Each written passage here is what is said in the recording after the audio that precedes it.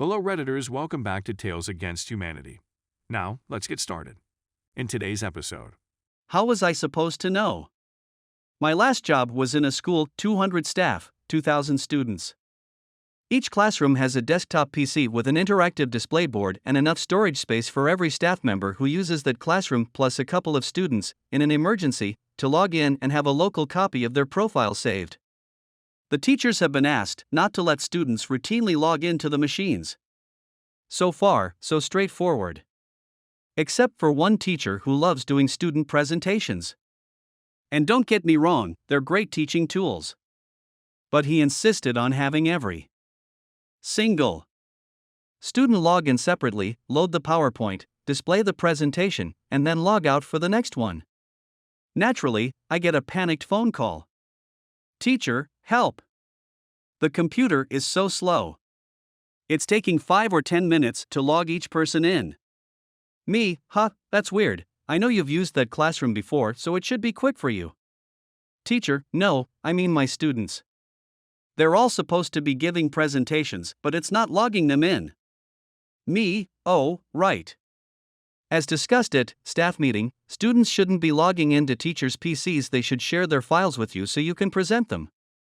Teacher, well, how was I supposed to know that? Just fix the machine. Me, I'm happy to restart it and clear out the saved student profiles, but I will need you to log in, not the students, once I've done that. Teacher, mumble grumble which. Fine. Okay. He's having a bad day, I guess, but at least we solved the problem. Except 2 weeks later, teacher, help! The computer is so slow. It's taking 5 or 10 minutes to log each person in. Me, hi, yes, your students should be sending their files to you so that you can present them from your account. Teacher, well, how was I supposed to know that? Story 2. The wild geese escaped, please catch them. I build websites. I also support them, since my company doesn't have separate teams for development and support. I like it, things are supported by people who understand thoroughly how they work. I get more variety in my job and there's minimal red tape when it turns out that a support issue needs a dev fix. The other day I was assigned a support ticket for an e-commerce site. This site, like many, is integrated with their courier system to track packages after they have been shipped.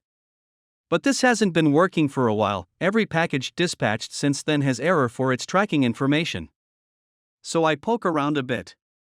It's not hard to see the problem. Our logs are full of invalid password responses from the tracking API. I can see that the credentials the site is using are the same as the ones we have saved in our password manager, and neither has been updated recently. No biggie. Obviously, the client changed the password and forgot to tell us. I pinged the ticket back to $client contact asking for the current credentials. $manager comes back to me the same day. $client contact replied, but the credentials he provided are the same as the ones in our password manager. Moreover, he knows they're correct because he's just used them to log in. Please, can I investigate further? Wait, are we using the same credentials to access the API as the client is using to log into a web portal? No wonder something like this happened. I fire up Postman and make an identical request to one that's recently failed, using the known good credentials. Invalid password. There is a discrepancy in case for the username, so maybe it's case sensitive. I try swapping it to lowercase, invalid username, so the username is definitely okay and it's not just some default message, the password is wrong. I find the URL for the web portal and log in with the same credentials, all good. I get $manager to triple confirm that the password $client contact gave her is identical and not just similar to the one we're using, specifically calling out letter case and one potentially ambiguous character. Wait, are we using the same credentials to access the API as the client is using to log into a web portal? I conclude that there's actually separate accounts for separate systems, but the credentials used to be identical, which someone probably thought would be convenient but is actually confusing as heck. I shoot it back to $client contact again, asking do they have any other credentials anywhere, and if not, does he want to contact the courier for support, or shall we? The next day, we get onto the courier's support line. We move them to our new service, Helpful, which doesn't support the tracking API. Without telling them. And the error message for this is invalid password. We'll move them back. Great. Is the old service going to be switched off eventually? Not for a year. Is there a migration path? We're working on one, see y'all in a year for part 2, I guess. Story 3. I flip-flopped the backwards wires on the left, while facing stage right from your left, while being upside down and sideways. One more time. Let's take it from the middle. I work in a fairly specialized industry, so I'll be intentionally vague on the product details. I'm on a small team of technicians with the role of supporting and training all the other technicians in the US. 80% of our job is troubleshooting over the phone. We don't usually venture out into the big scary world unless the engineers start clutching their slide rules and throwing around phrases like XK class end of the world scenario. One day I'm sitting at my desk, minding my own business, and doing absolutely nothing unexpected. Then I get a call from a technician we'll name Topsy-Turvy for reasons that will become apparent later. He's one of those technicians whose effectiveness comes from decades of trial and error experience and not any actual understanding of how products and components work. He also seems to find that listening to the words coming out of other people's mouths messes with his rhythm. He has a machine that will run fine except reverse displays as forward and forward displays as reverse. It's not a huge problem, but sensors and logs will think we are in a reality where Sir Isaac Newton smoked crack. This is a super easy problem to fix and only has 2 steps. Step 1, swap any 2 3-phase wires to make the motors spin the correct direction.